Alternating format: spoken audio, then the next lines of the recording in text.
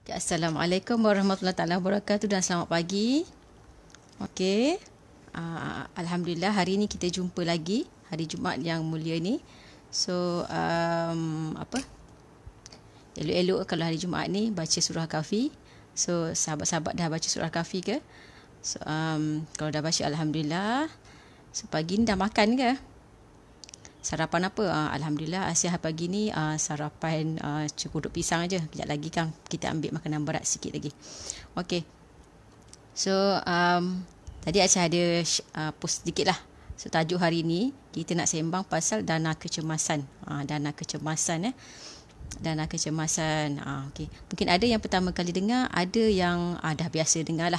So yang biasa dengar tu mungkin dia dah ada sedikit lah basic-basic ilmu pengurusan kewangan. Sebab dana kecemasan ni adalah penyediaan dana kecemasan ni adalah tahap pertama lah untuk kita menguruskan kewangan dengan lebih baik lah. Okay. So dia ada banyak tahap lah sebenarnya untuk capai financial freedom, maknanya kebebasan kewangan.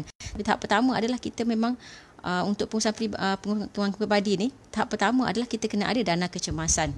Okay. So kepada siapa yang pertama kali melihat sesi live Asia, so nak perkenalkan diri sedikit lah. So Asia ni bukan siapa-siapa. Sekarang ni hanya seorang alhamdulillah suri rumah tangga. Kalau dekat Jepun dia panggil apa? Engineer rumah tangga kan. So alhamdulillah lah, Allah bagi kesempatan untuk jadi suri rumah tangga.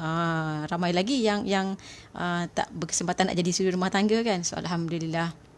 Okey, sebelum ni Asyah seorang penjawat awam lah. Okey, seorang pegawai teknologi maklumat di Cyberjaya, tapi dah kira memberhentikan bos lah ambil pencen pilihan pada 2020. Okey. So tapi Aisyah sukalah nak berkongsi berkenaan dengan ilmu emas ni dan juga pengurusan kewangan. Okey. So macam mana kira macam sedikit sebanyak ilmu yang ada. Okey. So Aisyah nak share balik lah kepada orang ramai. Sebab dulu masa kerja kira macam apa, ladang pahala Aisyah dekat kerja. Seperti sekarang ni duduk kat rumah kan. So ladang pahalanya dengan suami, dengan anak. Anak seorang aja. Okey. Dengan suami, dengan anak. So kita nak share lah ilmu yang kita ada tu dengan orang lain lagi ramai lah. Okay, semoga kira macam benda tu jadi amal jariah lah. Okay. So apa tu dana kecemasan? Sebab ada pernah cakap pasal dana kecemasan ni boleh ke nak guna untuk nak masa nak naik ambulans. Adalah hari tu viral sekejap. Macam ada dengar-dengar lah, ada orang tanya macam tu. Boleh je nak guna untuk kalau ambulans swasta kan? Boleh aja, kena bayar kan. Sebab dana kecemasan tu dalam bentuk aset yang kita ada lah. Tak kisah dalam bentuk emas ke, tapi maknanya yang kita ada simpan. Kalau yang kita tak ada simpan, maknanya bukan dana lah, kan? Bukan dana kecemasan kita. Sebab tak ada. Okay. So yang kita simpan itulah yang jadi dana kita. Kalau kita ada duit, lepas tu larinya kan. So dana kecemasan. Okay, dana kecemasan ni adalah first layer sebagai kita punya pertahanan kepada kewangan kita. Okay. So berapa dana kecemasan yang kita ada, yang perlu ada? Okay, yang perlu ada, yang paling basic adalah 3 bulan gaji. 3 bulan. Kalau yang macam 3 bulan gaji tu katalah macam mungkin orang yang ada banyak simpanan, 3 bulan gaji tu mungkin tak berapa pakai sangat lah. Boleh pakai term sebagai 3 bulan perbelanjaan bulanan. Macam contoh kata 3 bulan perbelanjaan bulanan tu, kalau contoh kata gaji kita 3,000 tapi kita belanja 2,500. So 2,500 darab 3 bulan jadi 7,500. Itu dah kira dana kecemasan untuk 3 bulan. Maknanya dana kecemasan ni sebenarnya kita nak kena ada, tujuannya adalah untuk kita boleh survive. Kalau apa-apa berlaku, kita tak ada sebarang pendapatan, kita berapa lama kita boleh survive? Untuk hidup tanpa ada gaji. Gaji dah lebih kurang sana kan, gaji pendapatan. So itu guna dana kecemasan. Yang paling penting lah. Mungkin kalau ada yang masa ada gaji tapi kita ada kecemasan lain. Contoh kata kereta tiba-tiba rosak. So itu gunanya dana kecemasan. Kalau yang tak ada lagi lah tabung-tabung lain yang kita ada untuk membaiki contoh kerosakan kereta tu. Tapi itu paling basic tu, yang kata paling basic dana kecemasan. Okey. So paling basic 3 bulan pendapatan. 3 bulan 2 pula tunjuk tangan. Okey. 3 bulan pendapatan. 3 bulan pendapatan ataupun 3 bulan perbelanjaan. Okey. So 3 bulan. at least adakan tu. Tapi kalau yang pernah dengar lah pasal laporan bank negara ni melaporkan 70% hingga 75% rakyat Malaysia bukan tak ada dana kecemasan 3 bulan, tapi 70 hingga 75% adalah yang tak ada simpanan walaupun RM1,000. 1,000. Bukan nak kata 3 bulan. Kalau kata contoh gaji dia 1,000 pun, dia kena ada basic. Kalau ikut pengurusan kewangan yang baik, dia kena ada 3 bulan pendapatan. 3 bulan pendapatan ataupun 3 bulan penggunaan. Dia contoh 3,000, maknanya 1,000 gaji, dia kena ada 3,000 sebagai dana kecemasan dia. So, maknanya ramai lagi lah yang tak ada kesedaran untuk menyimpan dana kecemasan ni. So, itu kira macam Aisyah nak sharing ni. Sebab supaya orang kita ada kesedaran lah untuk nak ada dana kecemasan ni. Sebab kalau ikut pemerhatian, ramailah sebenarnya orang yang ada pendapatan yang tetap tapi tak ada pun dana kecemasan bila tanya-tanya. Ada seorang penyimpan Asia, penyimpan emas. Asia ni seorang dealer emas. Seorang dealer emas. Seorang penyimpan ni, dia ni pangkat adik lah pada Asia. Asia ni dah berumur dah 40 lebih kan. Dia dalam mungkin 39 macam tu lah rasanya. Lelaki. Adik dia lelaki. Bila saya sembang dengan dia, masa dulu-dulu lah kan, masa jumpa kawan-kawan dekat kerja, tempat kerja, dekat tempat-tempat ada meeting ke apa, saya sembang dengan dia lah. Kira macam baik dengan dia, sembang, tanya dia pasal pusat kewangan ni. Lepas tu tanyalah dia kata, ada ke 3 bulan gaji? Maknanya kalau contoh kata apa-apa berlaku, dia boleh sewah 3 bulan tu kan. Dia tak jawab. Tak tahulah dia ada berapa bulan, tapi dia tak jawab. Dan maknanya muka dia tu something. So maknanya faham lah, dia tak ada pun walaupun 3 bulan. Tapi kerja dah lebih pada 10 tahun lah. Lebih pada 10 tahun dia kerja. So macam tak selamat lah sebenarnya. Dia nak selamat. First layer keselamatan kita punya kewangan ni adalah dana kecemasan tu dulu. So first layer yang paling basic adalah 3 bulan. So kalau dah ada 3 bulan, orang dah ada 3 bulan, nak selamat lagi, jadikan jadi 6 bulan. Jadikan 6 bulan pendapatan. Lepas tu jadikan sehingga 1 tahun. Lepas 1 tahun tu lah baru boleh nak simpan dana-dana lain. Contoh dana persaraan, dana pendidikan anak-anak, dana untuk buat deposit rumah. Itu dana-dana lain. Itu perlu duit juga semua kan. So yang paling basic kena ada 3 bulan. So ramai orang tak ada. So sebabnya memang dah dilaporkan dalam laporan Bank Negara kan, 3 bulan. 70 hingga 75% rakyat Malaysia tak ada even 1,000 simpanan. Bukan 3 bulan saja, 1,000. So kalau boleh dengan sharing-sharing macam sesi macam ni lah, Aisyah nak cerita dekat orang ramai. Jadi kita ada kesedaran lah. Sebabnya kenapa kena ada dana kecemasan ni? Kita ulang balik kenapa manfaat kena ada dana kecemasan tu kan. Untuk survive lah. Kita tak tahu lagi-lagi lah masa macam yang ni kan, pandemik dah jadi bukan pandemik dah, tapi maknanya ramai orang yang diberhentikan kerja sebab ekonomi yang tak menentu macam ni. Kilang-kilang mungkin dah banyak yang tutup kan. So adalah kes yang saya dengar kilang tutup dan dia dibagi VSS. Dah lama lah cerita ni, mungkin dalam masa 1 tahun. Kilang dah tutup lama, dah tutup dalam 1 tahun dah. Sudah balik kampung, isterinya tak kerja. Tak pastilah, mungkin VSS ni ada lagi berbaki ke tidak, tiba-tiba tak boleh bekerja. So kalau tak ada simpanan ni, macam mana nak survive hidup? Itu yang paling basic, kena ada 3 bulan. Maknanya apa-apa hal berlaku, kita tak boleh kerja, kita masih boleh survive 3 bulan. So paling baik adalah 1 tahun lah. So dalam masa, contoh kalau balik paling baik tu, kita ada 1 tahun pendapat, 1 tahun simpanan dana kecemasan ni, maknanya kita boleh survive lagi, kita boleh hidup 1 tahun macam biasa. Tapi mungkin bila kita dah ada macam tu, bila keadaan kita tak ada gaji macam tu, kita akan lagi berjimat lah pendapatan kita. Mungkin 1 tahun tu boleh survive sehingga 2 tahun. Sebab maknanya bila kita dah tahu kan, kita dalam kesempitan, kita mungkin tak akan berbelanja seperti masa kita ada gaji lah. Okay. So itu pentingnya dana kecemasan. So bila kata tadi yang 70% rakyat Malaysia tak ada dana kecemasan, walaupun 1,000 pendapatan tu, bila Aisyah macam bergaul lah dengan kawan-kawan yang dealer-dealer emas, bila masuk dalam grup-grup emas, kita nampak sebenarnya kenapa orang tak boleh simpan dana kecemasan tu walau even 1,000 tadi. Sebab apa? Sebab emosi bila kita simpan duit ni, percayalah kan, macam semalam pun 9/9 ada sale banyak. So semalam Asyah ada share kan pasal sale tu kan. Lepas tu pasal sale. So sebenarnya bila kita nampak sale dan duit kita ada dalam bentuk duit, macam contoh-contohlah kita ada 500 lah. Assalamualaikum Puan Aisyah.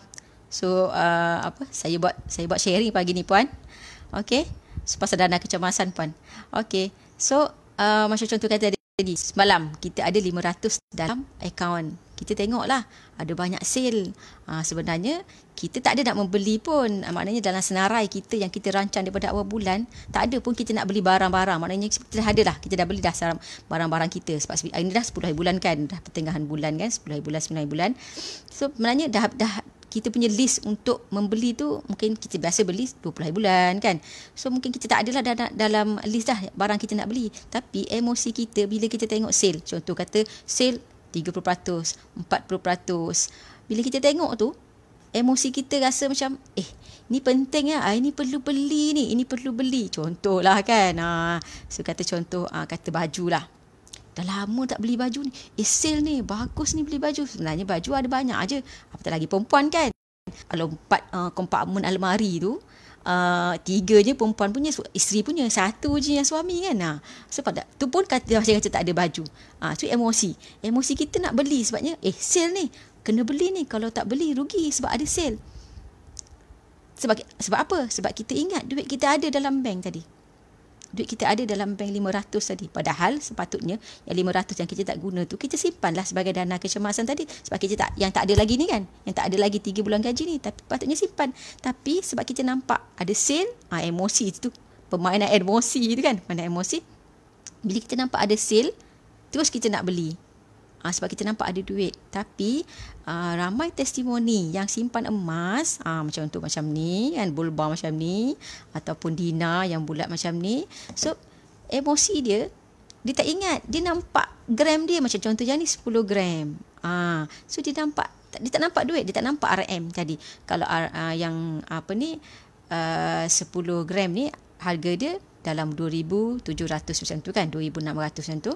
So dia tak nampak 2,600 tu. Dia nampak 10 gram. So dia tak ada nak belilah sebab dia tak nampak benda tu dalam bentuk duit. Lagi satu, kalau macam benda yang macam contoh, kata contohlah dia rasa nak beli juga kan, dilambat sikit lah, dia ada tempoh masa bertenang. Bila nampak macam ni, kalau nak kena belilah juga baju ni. So kalau ada dalam ni, dia nampak, kalau yang diingat lah, kalau yang ingat, dia kata dia ada gram emas macam ni. So bila dia ingat macam tu, dia kata macam kalau jual best juga ni, beli-beli. Tapi dia lambat lah sikit masa bertenangnya. Kalau contoh yang gram macam ni, nak kena pergi pajak ke, nak pergi cari orang nak beli, dia lambat. So bila dah 2-3 hari tu, dia dah rational dah balik. Kita punya pemikiran dia ada rational. Macam, kenapa nak kena beli? Alah, baju ada lagi. Tak apalah, tak payah beli pun. Pandemik pun, bukannya kalau yang kerja office pun tak pergi office kan, duduk rumah kan. Meeting pun pakai tudung je kan. Meeting pun pakai tudung je. Baju bawah tak tahu apa kan. So biasa kan. Bawah tu pakai seluar tidur je. Macam baju nampak sikit kan. Pakailah baju. Biasalah tu kan kalau mesyuarat macam tu. So tak perlu pun nak beli. Contoh orang kerja lah. Yang tak kerja macam saya ni lagilah. Pakailah baju mana-mana ada. So itu emosinya bila kita ada emas berbanding dengan kita ada duit. Jadi itu yang ramai orang yang bila dia mula menyimpan emas, simpanan dia makin bertambah. So akhirnya cukup 3 bulan. Dan bila dia dah ada sikit macam ni, emosi dia bukan nak simpan ni je, dia akan rasa macam baguslah, simpan lagi. So ramai orang yang mula-mula dia nak simpan 100 sebulan. Untuk pengetahuan, 100 satu bulan ni minima, bukan 100 satu bulan, 100 sekali simpan adalah minima untuk simpanan dalam akaun emas di Public Gold lah. So maknanya Every time nak simpan 100. Kalau 50 tak boleh. Cukupkan 100 baru boleh simpan lagi. Tak kisahlah nak masuk 3 kali sebulan ke, sekali sebulan ke, tak kisah. Even tak masuk setiap bulan pun tak apa. Dia tak ada komitmen. Dia tak ada kata macam akaun emas ni nak kena wajib 100 bulan, tak ada. So kalau ada RM50 sebulan, mungkin 2 bulan sekali lah. Simpan RM50, bulan depan cukupkan 100 masuk. Bulan depan tak ada lagi kan, baru 50 kan. Tambah lagi. Maknanya kalau kata contoh setahun nak konsisten 6 kali lah setahun simpan 600. Itu. So bila macam tu kita tak nampak duit kita lagilah tak membelilah. Kita tak akan membeli. Kecuali benda-benda penting. Maknanya macam daripada awal bulan kita dah plan. Okey, ini bajet kita untuk benda ni dan kita kena stick lah. Bila kita lari daripada bajet kita, kalau ikut saya punya mentor ni, mentor emas saya, mentor emas dan juga pengurusan kewangan lah, Tuan Muhammad Zulkifli Syafi'i ni, bila kita lari daripada bajet, sebenarnya kita melambatkan proses kekayaan kita. Sebab kita dah declare awal bulan kita nak pakai, contoh kita nak pakai untuk makan, contoh saya nak makan untuk makan satu bulan, makan dan ada beberapa lain-lain 800 satu bulan. So saya stick lah. So kalau kita tak stick, maknanya macam kita nak ambil dana kecemasan kita yang kita simpan, contoh ada 500 yang nak increasekan, yang kita kata nak increasekan setiap bulan contohnya. Tapi bila kita langgar daripada peraturan kita sendiri, kita dah buat 800 tapi kita tiba-tiba macam sebab selalu je makan kat luar kan, mahal sikit, berbanding makan kat rumah. Kita masak sekarang pun, even macam contoh semalam saya ada baca kan, emas pula selalu cakap pasal emas kan, ayam naik harga sampai RM10 1 kilo. So lagilah kalau makan kat luar kan, orang berniaga bila dibeli mahal, dia akan charge mahal lah, of course. So bila kita masak sendiri, sebenarnya 30 hingga 40% murah daripada kita makan kat luar. So boleh jimat lah sebenarnya. Kita boleh kontrol belanjaan kita. Macam contoh saya share sedikit lah pasal saya, macam mana saya kontrol saya punya perbelanjaan. Okey, ini contoh lah saya ambil. Okey, ni contoh. Saya buat macam ni. Traditional way lah. Traditional way. Ini apa tulis. Kita pakai apa? Kamera belakang nampak. Tak nampak lah mak. Kejap saya pasang lampu. Minyak. Minyak RM400. Ni cara saya lah. Cara saya dan cara mentor saya share lah. Mentor saya Cik Muhammad Zulkifli tu share. Macam mana cara buat dia uruskan kewangan dia adalah melalui sampul-sampul macam ni. Saya ada setiap sampul untuk setiap perbelanjaan. Saya ada setiap sampul. Contoh untuk makan, saya masuk dalam beg lah, dalam beg duit saya lah. Mana yang tu dah memang untuk belanja makan, yang tu. So yang tu saja, jangan ambil duit lain. So contoh tadi minyak kan. So minyak saya RM400 satu bulan, minyak kereta, minyak motor husband saya pergi kerja. Minyak kereta saya, so 400. Maknanya saya stick kat situ. Kalau saya belanja saja, macam contoh saya pakai kad kredit, saya akan keluarkan daripada sampul tu, masukkan dalam sampul kad kredit. Sampul kad kredit pun ada. Mana sampul kad kredit?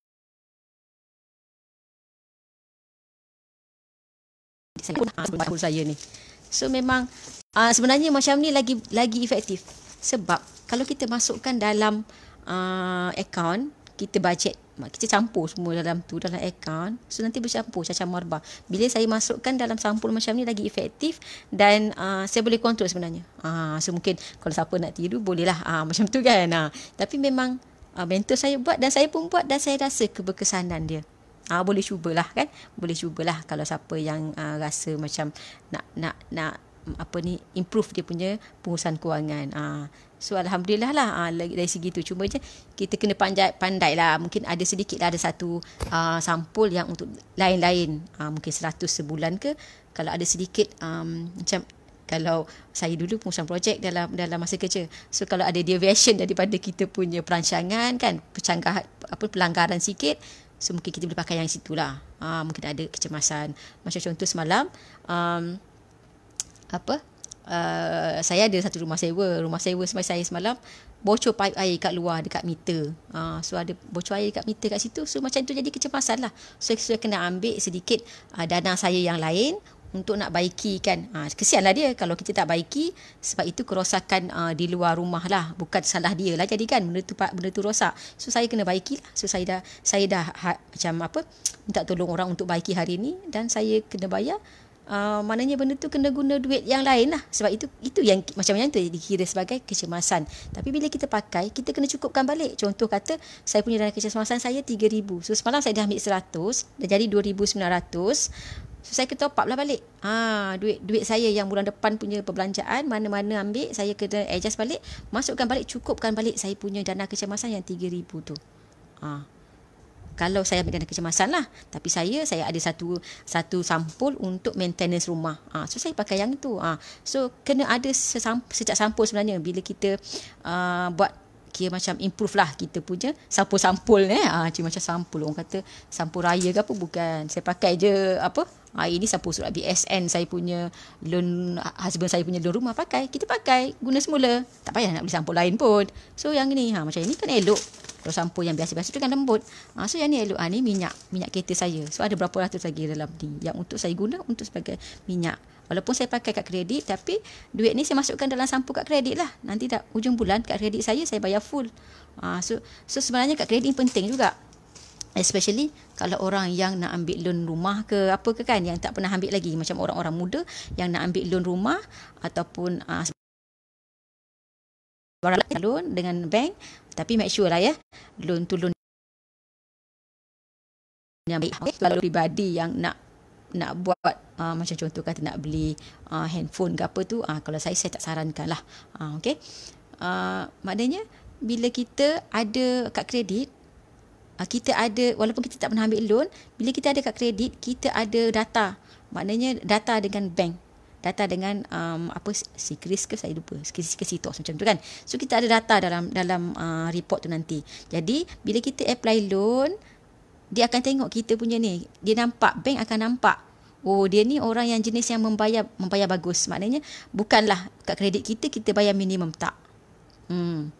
So dia ada kat situ. Itu ada kelebihan lah dekat situ bila kita ada kad kredit. Sebenarnya bagus juga ada kad kredit, tapi kita kena pandai manage lah. Tak boleh lah kita ada kad kredit, kita beli, lepas tu setiap bulan bayar minimum saja.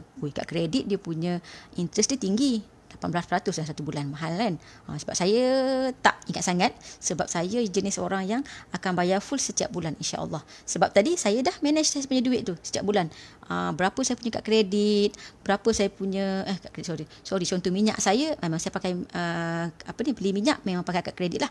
So bila saya beli, saya letak balik duit saya yang dalam sampul sampul minyak tadi, masukkan dalam sampul kad kredit. So setiap bulan adalah dalam sampul kad kredit tu, untuk akhir bulan saya bayar balik. Sebenarnya bagus juga kad kredit ni kan, kita boleh pakai dulu.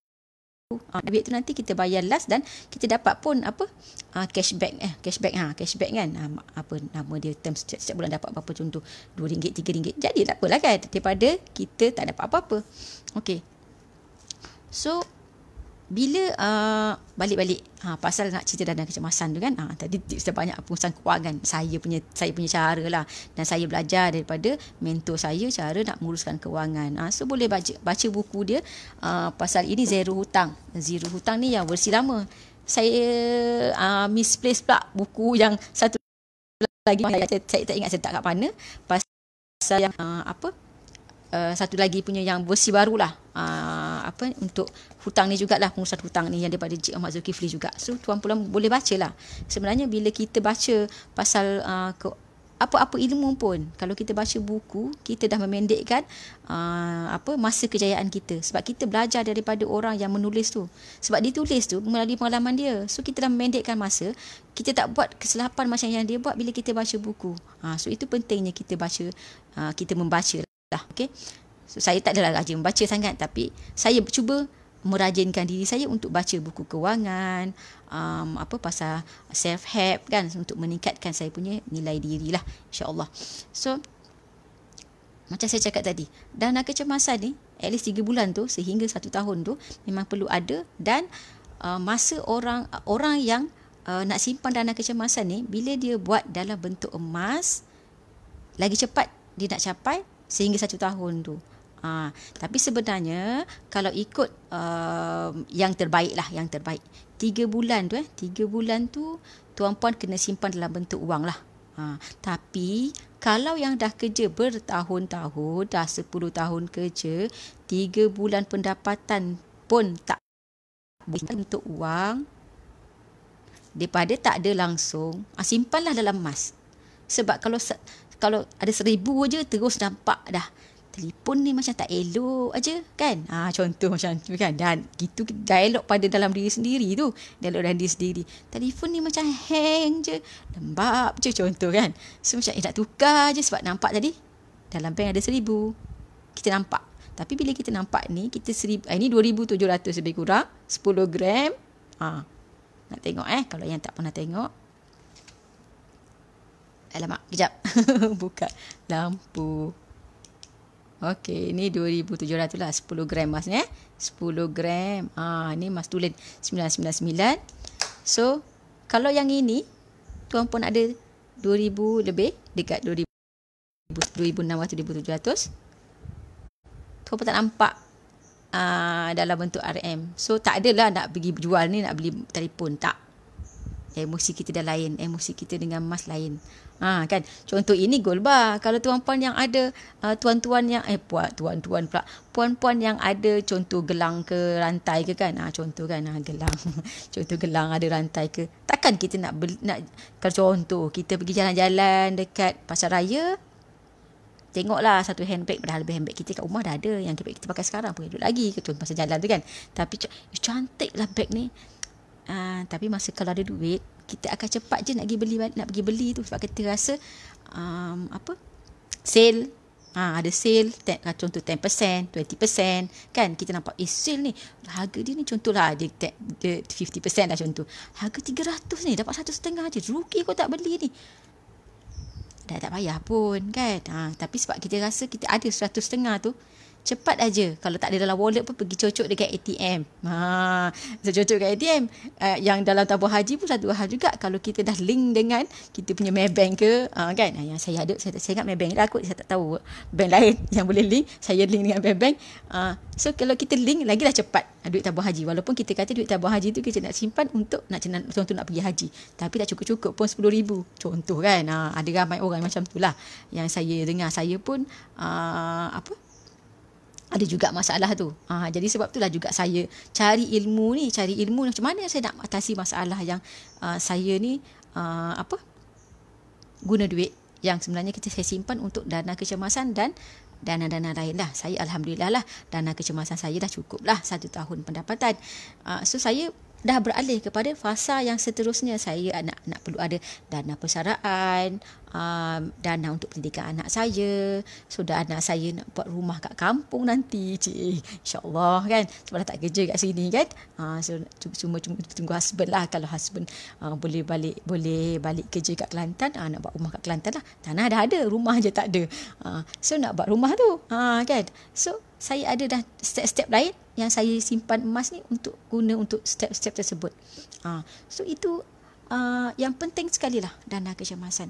So macam mana nak increasekan dana kecemasan tuan-tuan ataupun puan-puan yang tak banyak-banyak? Saya sarankan bertukarlah kepada emas. Bukan sebab saya dealer emas, tapi tuan-puan bolehlah cari hashtag testimoni penyimpan emas. Memang sangat ramai yang dah berjaya. Even yang bila dia ada banyak, dia tak percaya pula. Yang saya cakap tadi kan, tak habis cerita yang tadi. Adik tadi tu, yang dia kata dia tak jawab, tapi saya tahu daripada banyak muka dia tak ada 3 bulan pendapatan pun, walaupun dah kerja lebih daripada 10 tahun. Lepas tu, saya bukan lagi macam saya nak mempengaruhi dia untuk beli emas. Tapi bila saya cerita-cerita, dia cakap lah, okey lah, boleh lah. Kak, saya nak simpan lah 100 sebulan, dia cakap macam tu. So saya kata, tak apalah, boleh je, saya tolong registerkan. So dia bagi maklumat kat saya, dia register. Lepas tu dia masuk 100 yang emas tu lah, dalam akaun emas tu. Lepas tu the next day ada satu promosi lah untuk bayar 10 kali 1 dinar. Saya tak ada 1 dinar ni contoh. 1 dinar tu lebih kurang 10 je duitnya. So 4.25 gram. So harga dia dalam 1,000 macam tu lah. So ada promosi bayar 10 kali. Masa tu sekarang tak ada dah. Sekarang dah tinggal 6 kali je. Public Gold dah tak buat yang 10 kali, dia buat 6 kali je. Kalau ambil yang 1,000 pun bayar 6 kali. So yang dia masih tahun lepas bulan 12 macam tu, dia kata, saya nak lah kak yang 10 kali bayar ni. Yang semalam macam mana?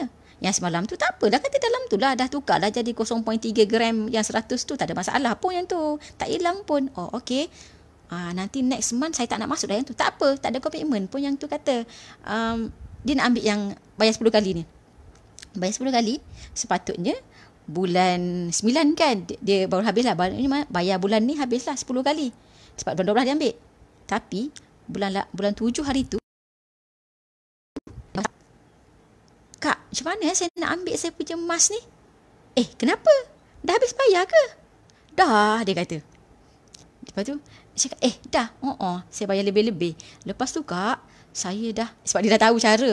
Maknanya dia dah boleh beli sendiri. Dia dah tahu cara macam mana dia nak beli lagi. Dia dah macam teruja tau. Dia nak simpan duit dia dalam bentuk emas. Dia nak adakan dia punya simpanan yang lagi bagus lah, lagi baik. Maknanya lagi banyak dia boleh simpan, lagi cepat dia boleh simpan duit dia dalam bentuk emas ni, untuk adakan dana kecemasan dia. Sebab saya ada cerita kat dia lah. Saya suruh dia baca blog saya punya mentor, blog mentor saya, Cik Muhammad Zulkifli ni. Dia ada blog dia muhammadZulkifli.com. So adik ni baca lah, dan rupanya dia dah lock lagi 2. Saya tak tanya dia lah, saya tak nak ambil tahu pun sebenarnya berapa banyak yang dia ada emas kan. Tapi yang confirm, yang first saya tolong lockkan tu 4.25 gram lah, 1 dinar. So sebenarnya dia kata, sebenarnya saya ada lagi 2 yang tak habis lagi. Dia kata macam, okey, maknanya dia dah ambil 3. Yang boleh lock yang bayar kali ni hanya minimum dia 4.25 gram. So kalau dia ambil yang minimum, saya tak pasti, mungkin kalau dia ambil yang lagi besar lah. Semua yang dia ambil tu ada bayar 10 kali. Dia kata dia bayar yang lain pun bayar 10 kali. Masa tu yang dia ambil tu boleh lagi bayar 10 kali. Dia bulan 7 hari tu baru start Public Gold dah kurangkan dia punya kekerapan bayaran tu kepada 6 kali saja. So dia ambil yang sebelum tu. So kalau dia ambil yang minimum 4.25 gram tu, maknanya 4 kali 3 dah 12 gram campur 4.25, maknanya dia ada 12.75 gram. 12 gram, kalau 10 gram dah 2,700. So 12.5 maknanya dah dekat 3,000 dah simpanan dia dekat situ. Kalau orang yang gaji 3,000, gaji 1,000, maknanya dia dah nak cukup dah dia punya dana kecemasan dalam bentuk emas dia tu. Sebab adik tu dah ambil minima, saya tak tahu. Sebab saya, contoh bila saya dah tolong orang tu untuk dia menyimpan emas, buka akaun dia boleh beli sendiri. Saya akan ajar lah cara dia. Saya akan bagi guide SOP untuk dia beli sendiri. Sebab dealer tak boleh tahu pun sebenarnya. Tak perlu tahu dan tak boleh tahu. Dealer tak ada right untuk masuk akaun penyimpan bawah, walaupun bawah dia. Bila saya tolong register pun, saya tak ada right untuk masuk ke dalam akaun dia nak tengok berapa gram dia dah beli. Tak ada. Saya tak ada right dan saya takkan buat lah. So kalau saya nak buat, saya akan, contoh adik ni, dia ada sedikit masalah sikit nak masuk untuk dia nak suruh postkan dia punya emas tu. Dia minta tolong saya cakap lah, bagi saya akaun, dia punya nombor akaun dan juga password, saya masuk dan saya tolong bayarkan dia punya kos postage tu. Hari tu dia minta tolong saya. So saya masuk, tapi saya akan minta permission lah untuk masuk. Tapi saya cakap dekat dia, tak apa dek, akak tak tengok pun yang kau beli tu. Kau beli apa akak tak tengok. Akak tengok fokus yang nombor yang akak tu register hari tu je. Akak tak tahu pun kau beli berapa hari tu. Akak tak tengok pun. Betul akak tak tengok. So sebab saya tak nak tahu pun. Saya dah, kegembiraan saya bila saya tolong orang dan dia rasa kesedaran dia untuk menambah baik dia punya pengurusan kewangan melalui emas. Melalui emas. Maknanya simpanan emas dia, contoh adik tadi, ya Allah, dia pun cakap kat saya, terima kasih sangat banyak kak, dah tolong saya kenal ilmu emas ni, dan saya harap akak boleh bantu lagi ramai orang yang ada masalah macam saya untuk menyimpan. Sebab dia lelaki kan, dia kata dia apa-apa hal dia nak tinggalkan sesuatu lah untuk isteri dengan anak dia. So kalau dia tak ada, walaupun contoh 3 bulan, so kalau macam contoh dia apa-apa berlaku, musim COVID macam ni kan, apa-apa hal pun boleh berlaku tiba-tiba je kan. Orang muda pun boleh meninggal senang-senang aja sekarang. So dia kata dia macam Alhamdulillah dengan ada ni, dia rasa ada something yang dia nak tinggalkan untuk isteri dia. Walaupun contoh kata tadi minimal 12.75 gram. Tak apalah. At least dia ada sesuatu untuk isteri dia. At least isteri dia boleh guna macam tu 3,000 tu. Bolehlah guna survive contoh apa-apa hal berlaku kan. Contoh sekarang kalau kematian pun, kan kita nak buat untuk bayaran kematian pun, pengkebumian pun, at least dah 2,000, 3,000 tu memang confirm perlu. Kan? So, memang kena ada dana kecemasan ni. Sebab tu pakar kewangan kata macam tu. Bukan saya yang cakap pasal dana kecemasan ni. Dah bacalah buku mana-mana pengurusan kewangan pun, first layer kita punya pengurusan kewangan adalah 3 bulan dana kecemasan. Kalau tak ada yang tu, janganlah nak gatal-gatal. Orang kita ni, maksud saya lah, kan, suka nak cari mana pelaburan yang banyak bagi dividen ke apa ke kan. Kita sibuk nak melabur sebelum kita nak ada simpanan. Saya contoh saya. Dan banyak jugalah saya dengar macam tu kan. Sebab saya punya mentor pun cerita macam tu. Dia kata, so sebenarnya orang kita lebih kepada sibuk nak melabur. Sebenarnya kita kena simpan dulu. Simpanan tu sebagai defendant, pertahanan kepada kewangan kita. Defendant, pertahanan kan. So kita bertahan dulu sebelum kita nak pergi ke kawasan lawan. Pelaburan tu sebenarnya kita dah attack orang. Attack orang. Kalau dalam menang bola sepak lah. Kan? So, dana kecemasan sangat penting. Banyak gunanya kan. Tiba-tiba, contoh kan, tiba-tiba je apa-apa hal berlaku, nak balik kampung, tak ada duit. So, kena guna dana kecemasan. Contoh kata ada contoh ayah sakit ke apa ke, nak guna duit tak ada. Duit bulan ni dah habis dah belanjaan kita. So, untuk nak minyak, nak support minyak, tol, nak balik. Lepas tu dah sampai tu mestilah nak membeli sesuatu kan. So, itu banyak guna. Itu salah satu. Tiba-tiba kereta kita terlanggar pam. Kau nak tunggu insurans lambat. Kalau kita kata kita nak claim insurans, bayar dulu contoh. Bayar dulu ke macam mana ke kan. So, kalau sikit-sikit tu kan, yang kita tak nak claim insurans sebab kita tak nak hilang NCT kita. So, bayar dulu. So, kalau kita ada duit, kita boleh bayar terus. Okay. So, itu pentingnya. So, tak adalah macam kita ada sedikit kesusahan je, kita dah nak cari orang untuk nak simpan kan. So, sebab kita ada duit kita, so kita jagalah kita punya duit untuk nak protect diri kita sendiri dan juga keluarga kita. So, kalau ada siapa-siapa yang rasa dia perlu buat tambah baik dia punya dana kecemasan dia, dan dia tak berjaya melalui duit selama ni, bolehlah tukarkan, ikutlah cara orang yang dah berjaya kan. Ramai orang dah berjaya dengan emas, bolehlah simpan. Kalau contoh yang tak ada bajet pun, boleh saja mula menyimpan dengan akaun emas di Public Gold serendah 100. Bukan 1 bulan, satu kali simpanan 100, dia tak ada komitmen pun. Dan satu lagi, patuh syariah. Kesemua transaksi emas di Public Gold adalah patuh syariah. So, tak ada masalah. Macam contoh nak beli yang ini, yang 6 kali bayar tu. Nak beli terus pun, kalau ada 2,700 tak beli terus pun boleh. Harga dia mengikut harga di website lah.